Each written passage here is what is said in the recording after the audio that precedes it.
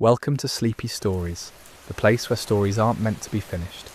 I'm Arthur, and tonight I'll be reading you a relaxing, sleepy story written by Pumby. We're journeying to the most peaceful corner of Middle-earth, where round doors dot the hillsides and smoke curls lazily from chimneys. Let your breathing slow, feel the weight of your body sinking deeper into comfort, and allow yourself to drift into the gentle world of the Shire. The afternoon sun hangs low over Hobbiton, casting everything in amber and gold. You've been walking for hours along the dusty path that winds through the water, and your feet, though tired, carry you with purpose toward those familiar green hills. Something about this place has called to you, though you can't quite name what it is. Perhaps it's the promise of rest. Perhaps it's something deeper, older, woven into the land itself. As you crest the final hill, the view opens before you like a painting come to life. Bag End sits nestled into the hillside, its round green door gleaming in the late light. Smoke rises from the chimney in a thin silver thread, and you catch the scent of something baking, something sweet and rich with butter. The garden stretches out in every direction, wild yet somehow perfectly arranged. Hollyhocks nod in the breeze. Roses climb the fence posts. Everything here grows with an enthusiasm that suggests the soil itself is enchanted. You notice the smaller details now. A bench carved from old oak, worn smooth by generations of use. Wind chimes made from copper and glass, tinkling their quiet song. Stone pathways that meander without hurry, as if they know that in the Shire there's never any real need to rush. The grass beneath your feet is impossibly soft, springy, alive in a way that grass in other places simply isn't. Down the hill, you can see the party tree standing enormous and ancient in the field. Its branches spread wide enough to shelter half the Shire, and beneath it, tables have been set up for some future gathering. Even from here, you can imagine the lanterns that will hang from those branches come evening, casting dancing shadows across laughing faces. But that's for another time. Right now everything is still, suspended in the golden hour before sunset.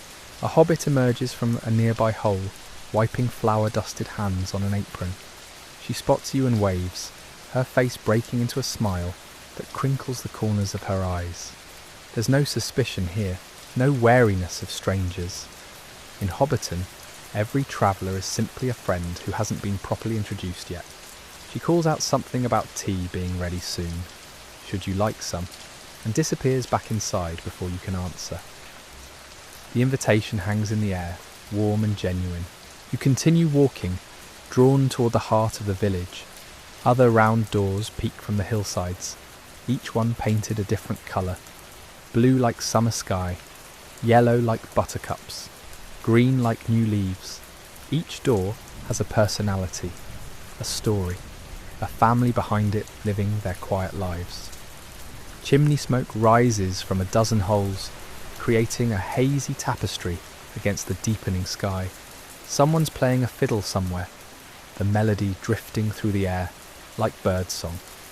The path takes you past gardens, where hobbits tend their vegetables with the kind of devotion usually reserved for treasured heirlooms. Tomatoes hang heavy on vines. Pumpkins swell orange and proud. Potatoes push up through dark earth, ready for harvest. A hobbit with a wide-brimmed hat looks up from his work and nods, then returns to his careful weeding.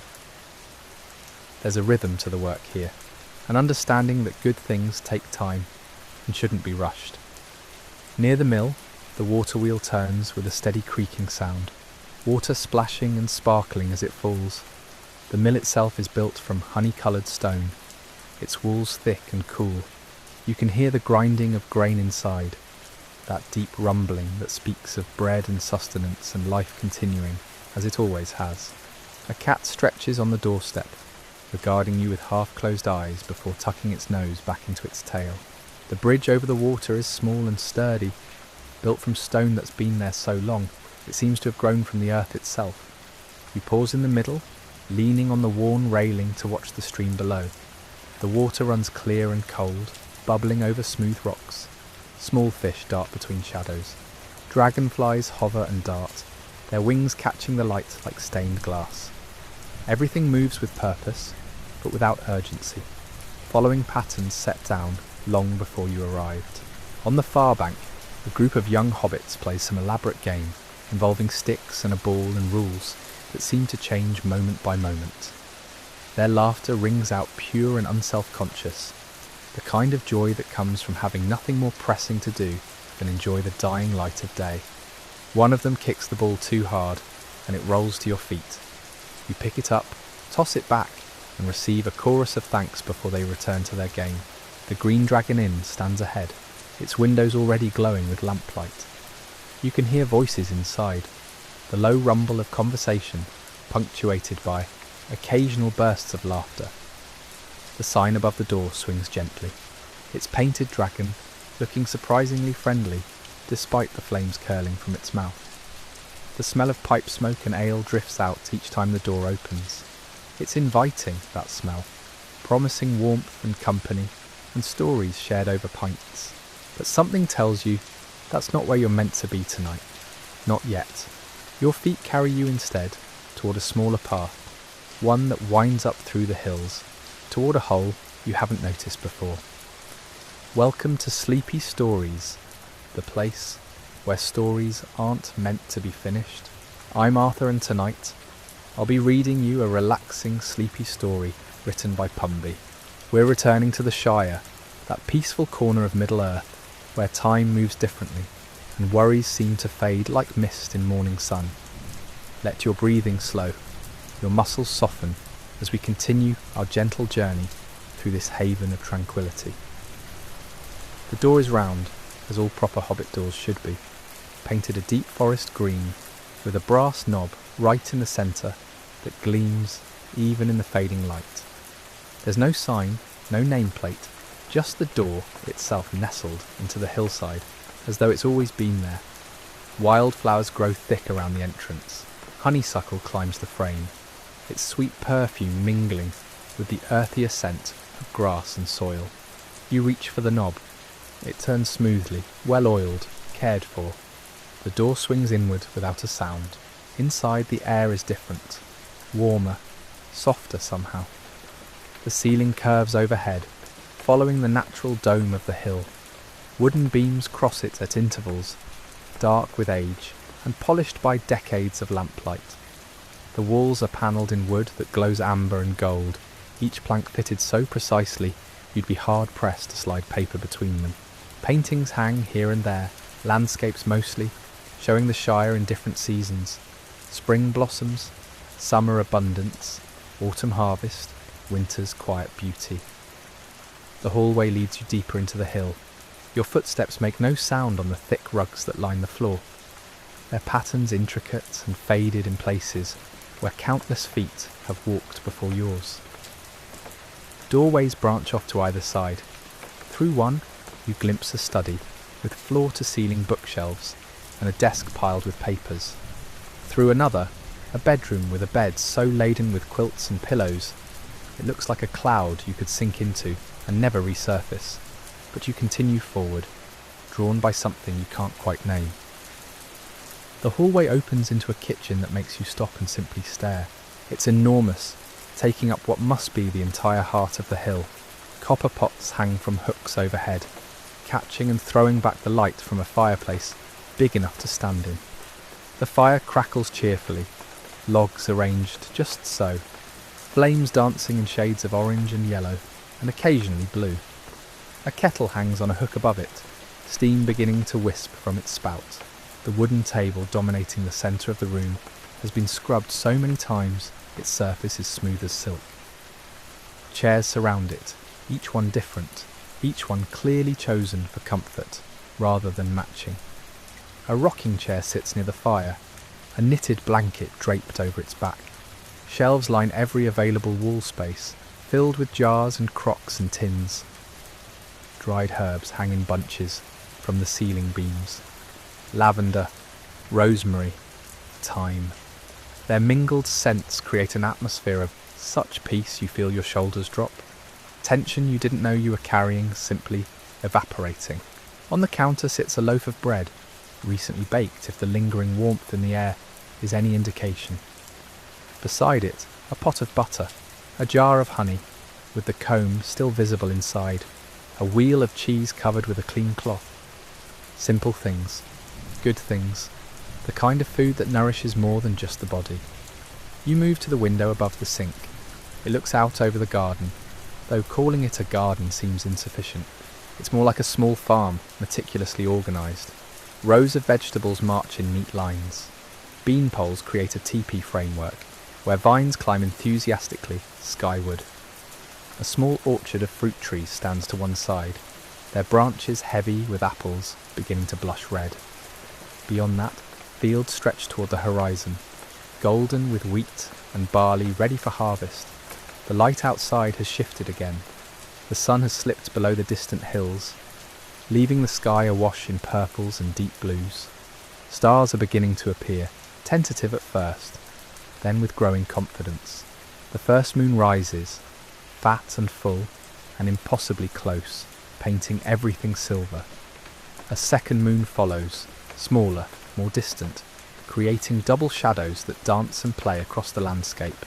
You turn back to the kitchen. The kettle is whistling now, a gentle sound that somehow doesn't disturb the quiet but enhances it. Without thinking, you find yourself preparing tea. The movements come naturally. Take down a pot from the shelf. Measure leaves from a tin labelled simply evening blend. Pour water that steams and swirls. The aroma that rises is chamomile and mint and something else. Something indefinable that speaks of gardens at twilight and comfortable silences. While the tea steeps, you slice bread. The crust crackles under the knife. The interior is soft and yielding, still faintly warm. You spread butter that melts immediately, then add a spoonful of honey that catches the firelight as it drips golden and slow. The first bite is revelation. Simple ingredients transformed into something approaching perfection through nothing more than care and time and attention to detail. You carry your plate and cup to the table, settling into a chair that seems to embrace you. The wood is worn smooth, where countless hands have rested. The seat is shaped by use into something that fits you perfectly, despite never having been made for you specifically. Through the window, fireflies are beginning their nightly dance, tiny sparks of light, weaving patterns against the darkness. The sound of the stream reaches you faintly, a constant gentle murmur that could be water or wind or the earth itself breathing. The tea is perfect, not too hot, not too sweet. It slides down easy, warmth spreading from your centre outward. Welcome to Sleepy Stories, the place where stories aren't meant to be finished. I'm Arthur, and tonight I'll be reading you a relaxing, sleepy story written by Pumby. We continue our journey to a peaceful farmhouse as twilight deepens into night. Let your breathing slow. Allow your body to sink deeper into comfort. There's nowhere else to be but here. You finish the last of your tea. The cup is empty now, except for a few scattered leaves clinging to the bottom, forming patterns that might mean something or might mean nothing at all. Either way is fine. You rise from the table, carrying the dishes to the sink, where moonlight streams through the window, painting everything in shades of silver and shadow. The water from the tap runs cool over your hands. You wash slowly, methodically, finding meditation in the simple act. Soap bubbles catch the light, each one a tiny world of swirling colour, before it pops and disappears. The dishcloth hanging by the sink is soft from years of use, bleached pale by sun and water. You dry each item carefully before returning it to its place. Everything here has a place. Everything belongs. Outside, an owl calls. The sound drifts through the open window, low and questioning. Another answers from farther away, their conversation carrying across the fields in the stillness. You move through the kitchen toward a doorway you hadn't noticed before. It opens onto a narrow hallway where the wooden floor creaks pleasantly under your feet. The sound is companionable rather than startling, like the house is acknowledging your presence. Paintings line the walls, not grand art, but simple watercolours of local scenes. A bridge over a stream, a field of sunflowers, a cat sleeping in a window. Each one captures a moment of quiet beauty, the kind easily overlooked in the rush of ordinary days. At the end of the hall, stairs climb upward into shadow. The banister is smooth under your palm, worn by countless hands before yours. You ascend slowly. There's no rush. Time has a different quality here, stretching and compressing in ways that don't quite follow normal rules. The stairs don't creak despite their obvious age. Each step is solid, reliable. At the top, you find yourself in a small landing bathed in moonlight from a skylight overhead. 3 doors lead to different rooms, but your attention is drawn to the one standing slightly ajar. You push it open. The bedroom beyond is simplicity itself. A bed with an iron frame, painted white, stands against one wall. The quilt covering it is patchwork, each square a different fabric, different pattern, somehow combining into a harmonious whole. Pillows are piled at the head, plump and inviting. A nightstand holds a lamp with a cloth shade, a small clock with a gentle tick, and a vase containing a few sprigs of lavender. Their scent mingles with the smell of clean linen and old wood. A wardrobe stands in the corner, its door carved with simple designs of leaves and vines. Beside it, a window seat looks out over the garden below. You cross to it. The cushion is faded but comfortable. You settle onto it, drawing your knees up, looking out into the night. The garden is transformed by darkness and moonlight into something almost magical. Shadows pull beneath the trees. The vegetables in their rows become mysterious shapes.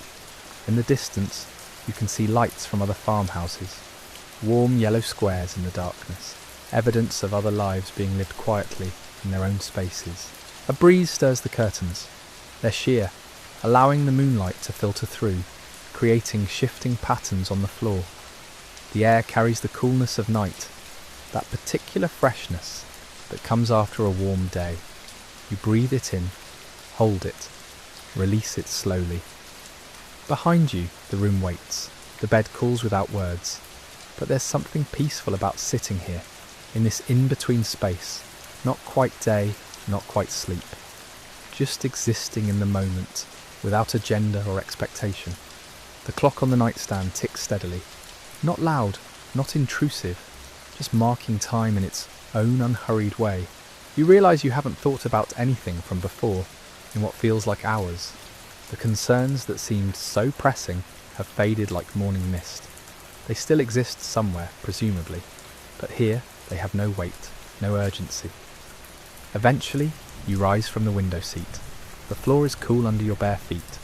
You don't remember removing your shoes, but they sit neatly by the door, as if they've always been there. You move to the bed, pull back the quilt.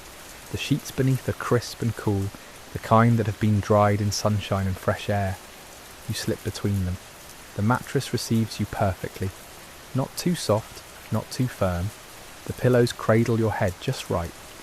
You arrange yourself comfortably, feeling the day's journey settle into your bones. Not as exhaustion, but as the pleasant tiredness that comes from time well spent. The lavender on the nightstand releases its calming scent. You reach out and switch off the lamp. Darkness fills the room, but it's not complete. Moonlight continues to pour through the window, creating a soft glow. Your eyes adjust, shapes resolve themselves. The wardrobe, the window seat, the door standing open to the hallway beyond. You can hear the house settling around you, small creaks and sighs as wood expands and contracts with the cooling night. The stream continues its endless song in the distance. The owl calls again, closer now. Through the skylight above the landing, you can see stars. So many stars, more than seem possible. They wheel slowly overhead in their ancient patterns, indifferent to everything except their own cosmic dance. Your breathing slows, deepens, matches rhythm with the house, the night, the world outside. The quilt is exactly the right weight. The pillow, exactly the right softness. Welcome to Sleepy Stories, the place where stories aren't meant to be finished. I'm Arthur, and tonight I'll be reading you a relaxing, sleepy story written by Pumby. We return to Provence, where lavender fields stretch beneath ancient mountains, and time moves at its own gentle pace. Let yourself sink deeper into this world of purple blooms and quiet farmhouses. Take a slow breath, let your shoulders drop, and drift back with me now. Everything feels suspended in this perfect stillness. Your body has found its ideal position, that rare alignment where nothing needs adjusting.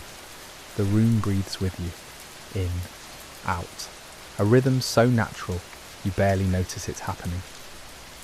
Outside, something rustles in the garden.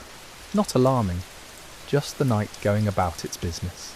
A hedgehog, perhaps, or a field mouse on its nocturnal rounds. The creatures here move without hurry, following patterns established long before this house was built. Before these fields were planted, they know something humans often forget.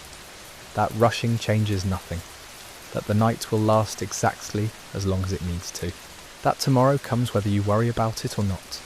The ceiling beam above you runs the length of the room. In daylight, you could probably count the tool marks where it was shaped by hand, see the variations in the wood grain. Now it's just a darker line against darkness, solid and reassuring. This house has stood for generations. These beams have supported this roof through countless seasons. They've witnessed summers and winters, storms and clear skies, and they remain steady, unmoved by temporary weather. Your thoughts begin to drift like seeds on a breeze. They don't go anywhere in particular. They simply float, weightless and unimportant. A memory surfaces, walking through the distillery earlier, watching steam rise from the copper stills, how the heat felt against your face, how the concentrated scent of 1,000 flowers hung in the air, thick enough to taste. But even this memory feels distant now, as if it happened to someone else, in some other life. The present moment is all that exists. This bed, this room, this breath. Nothing before, nothing after. Just now. The wind picks up slightly. You hear it moving through the trees in the orchard, creating a sound like distant waves, leaves rubbing against leaves, branches swaying. The natural orchestra of a Provençal night playing its ancient composition. No two performances exactly alike, yet all somehow the same. A dog barks somewhere far away. 3 short barks, then silence. Perhaps it saw a fox crossing a field, or sensed something humans cannot perceive. The sound doesn't disturb you. It's simply part of the texture of this place, woven into the fabric of the evening. Your eyelids grow heavier, not closing completely yet, but considering it. Through half-open eyes, the room becomes softer, edges blurring. The wardrobe could be a standing stone. The window seat, a natural rock formation. Everything simplifies into shapes and shadows. The quilt has warmed to your body temperature, creating a microclimate of perfect comfort. You can't tell where you end and it begins. Boundaries dissolve. You're aware of your hands resting on your stomach, rising and falling with each breath. Your feet completely relaxed, toes pointing naturally outward. Your neck finally releasing tension you didn't know you were holding. Somewhere in the house, a floorboard creaks. The sound is companionable rather than startling. Houses do this. They settle and shift, adjusting to temperature changes, finding their balance. This one has been doing it for so long that the creaks have become like words in a familiar language. Comforting, expected, part of home. Through the window, a cloud passes across the moon. The quality of light in the room changes subtly, dimming then brightening again as the cloud moves on. Nature's own dimmer switch, operated by wind currents you cannot see. The stars remain constant behind these passing veils. You think about the monks at the abbey. They're probably asleep by now in their simple cells, or perhaps one keeps vigil, sitting in meditation while the others rest. Their days governed by bells and ritual, by rhythms unchanged for centuries. There's something appealing about that kind of structure, that certainty. Your own breathing has become so slow, so deep, that minutes pass between thoughts. The spaces between expand. Silence fills them. Not empty silence, but the rich silence of night in the countryside, full of subtle sounds that exist just below the threshold of active listening. The house enfolds you like another blanket, its walls thick stone, cool in summer, holding warmth in winter, its roof solid above, its foundation deep in the earth below. You are held between earth and sky, between waking and sleeping, between today and tomorrow. The boundary grows thinner with each breath. Soon you won't remember which side you're on, won't remember why it mattered. The lavender scent seems to intensify as your other senses dim, or perhaps you're just noticing it more deeply. It fills your head like a gentle fog, not obscuring but softening everything. Thoughts emerge from this fog and disappear back into it without completing themselves. That's fine. They don't need completion, they're just passing through. Your last conscious awareness is of weight, the weight of your body sinking into the mattress, the weight of the quilt over you, the weight of the night itself, pressing gently down, covering everything in its dark blanket. Not oppressive weight, sheltering weight, the weight that says rest now, everything else can wait. Welcome to Sleepy Stories, the place where stories aren't meant to be finished. I'm Arthur, and tonight I'll be reading you a relaxing, sleepy story written by Pumby. We return to the lavender fields of Provence, where the evening settles over ancient farmhouses and purple horizons fade into darkness. Let your body sink deeper into comfort as we drift through this last peaceful hour. Sleep doesn't arrive like a visitor knocking at the door. It seeps in like morning mist across the lavender fields, imperceptible at first, then suddenly everywhere. You're in that mist now. Not quite here, not quite gone. Drifting between the rows of purple, though the rows might be thoughts, might be memories, might be nothing at all. The room has disappeared. Not dramatically, but the way things do when you stop paying attention. You couldn't describe the ceiling now if asked. Couldn't say what colour the walls are. These details have become irrelevant, released back into the general pool of things that don't require knowing. What remains is sensation, the pressure of pillow against cheek, the rhythm of breath, so slow now that each inhale seems to last forever. The cooling air against your face, contrasting with the warmth cocooned beneath blankets. These are the last anchors, even they're loosening. In the fields, dawn will come eventually. Farmers will walk between the rows, checking plants, assessing readiness. But that's hours away, whole lifetimes away. Right now, nothing exists but this moment, and this moment is stretched so thin it's almost transparent. Your thoughts have stopped forming complete sentences. They arrive as images instead. A bee hovering, stone walls glowing amber, the curve of a hillside. Each image fades before the next appears, like slides in a projector operated by someone who's forgotten what they're looking for. The lavender scent has become part of your breathing. You're not smelling it anymore, so much as becoming it. Floral and green and ancient, like something that's always existed and always will. It fills your lungs, enters your bloodstream, travels to every cell. If someone were to wake you now and ask what you smell, you wouldn't be able to say. It's too close, too much a part of you. Somewhere far away, a clock might be ticking, or maybe that's your heartbeat. The sounds have merged, become indistinguishable. Rhythm without source, pattern without meaning, just the steady pulse of time passing, though time itself has become suspect. Has it been minutes or hours since your eyes closed? The question forms but finds no answer, floats away unanswered. The darkness behind your eyelids isn't black. It's deep purple, like the fields at twilight. Shapes move through it occasionally, not dreams yet, but the raw material dreams are made from. Shadows and suggestions. Your mind sorting through the day's images, filing them away, preparing the stage for whatever comes next. Your body has forgotten itself. You couldn't point to where your left hand is without concentrating, and concentration is impossible now. Everything is diffuse, spread out, your awareness like butter scraped over too much bread, as someone once said, thin enough to see through. The house continues its nighttime conversation, a pipe expanding, a timber settling. These sounds reach you from very far away, as if travelling through water. They're friendly sounds. The house talking to itself, checking that everything's in order. Everything is in order. If thoughts were visible, yours would look like smoke now.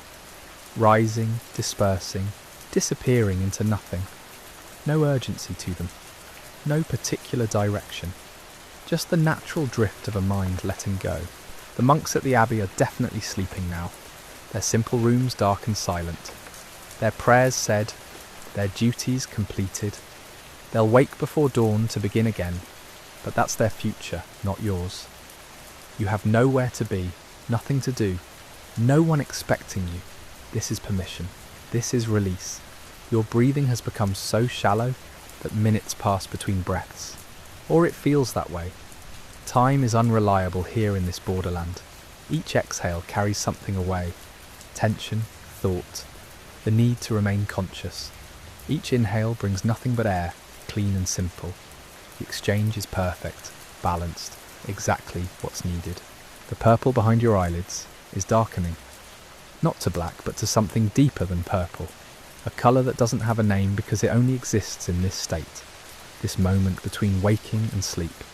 It's the colour of complete rest, of surrender, of letting the day go and trusting that tomorrow will take care of itself. Your last thought, if it can be called a thought, is of the fields in morning. How the dew will silver the plants. How the first light will turn them from purple to grey to purple again. How the bees will return to their work and the farmers to theirs. The world will continue without your attention. It always does. But that's morning. That's later. That's not now. Now is this breath, this moment, this soft descent into nothing and everything. The lavender fields will be there when you wake.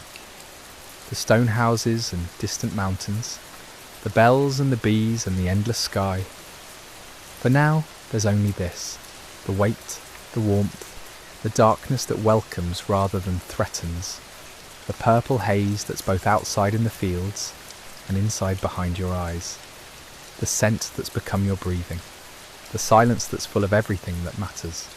Your home, not in the cottage, but in sleep itself, in the rest your body's been requesting, in the peace that arrives when you finally stop resisting. The fields glow purple in your mind, then fade, then are gone, and so are you.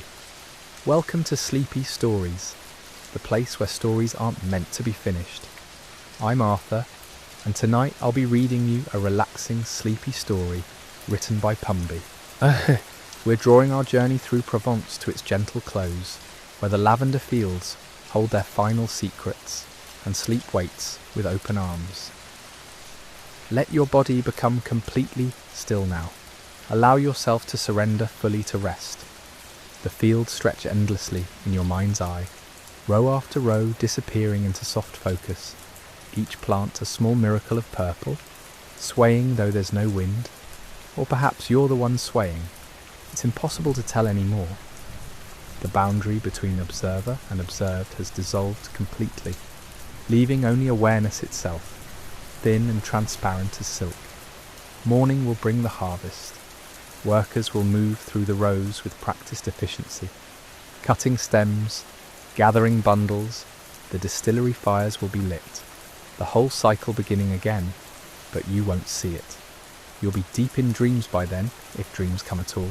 Sometimes sleep is so complete that even dreams can't find their way in. The scent memory lingers, not the actual scent anymore, but the echo of it, the ghost. Your brain has catalogued it, filed it away in whatever mysterious archive holds such things. Years from now, you might smell lavender somewhere unexpected, a stranger's perfume, a candle in a shop, and for just a moment you'll be back here, back in this room, back in this perfect suspension between day and night. The quilt has become indistinguishable from your own skin. The pillow could be cloud or stone, or nothing at all. These distinctions have ceased to matter. Comfort is complete when you stop noticing comfort, when it becomes simply the natural state of being. Outside, the last lights in distant farmhouses blink out. Everyone's sleeping now. The whole region breathing in unison, rising and falling like a single organism.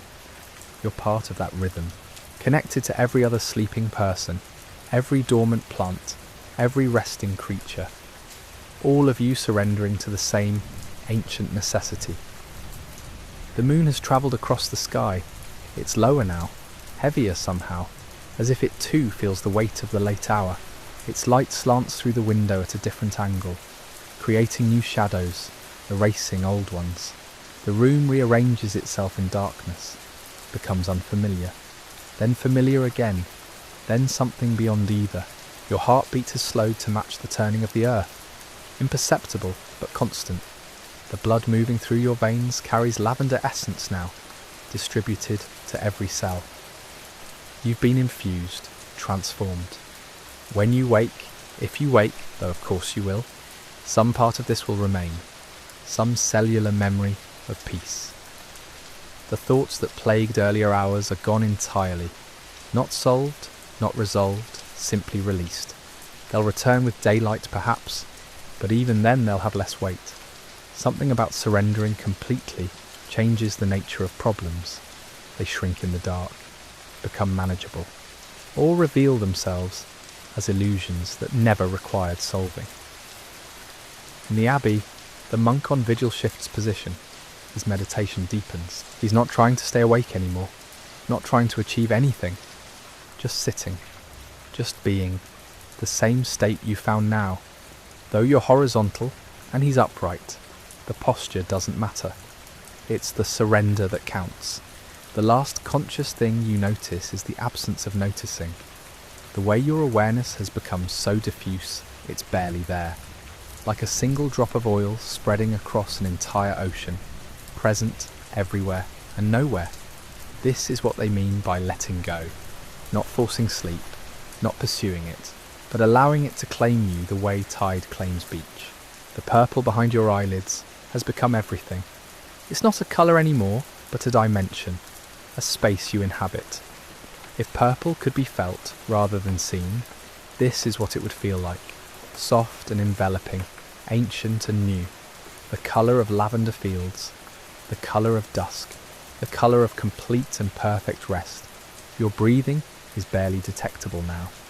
The spaces between breaths stretch longer.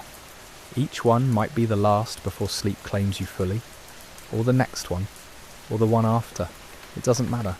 They're all leading to the same place, and then, so gradually you can't mark the moment it happens, the journey ends. Not with arrival, but with disappearance. You don't fall asleep so much as cease being awake. The difference is subtle but absolute. One moment you're here, the next you're nowhere and everywhere, dissolved into the purple haze, scattered across the fields, like seeds, released. The lavender stands guard through the night, its scent weaving through your dreams, keeping them gentle. The stone house holds you safe, the mountains watch over everything, and you, finally, completely, drift away into the soft darkness, carried on purple wings, home to the place where sleep lives, where stories never finish, where rest is eternal and morning is just another dream, distant and unimportant, fading like mist over the fields of blue gold.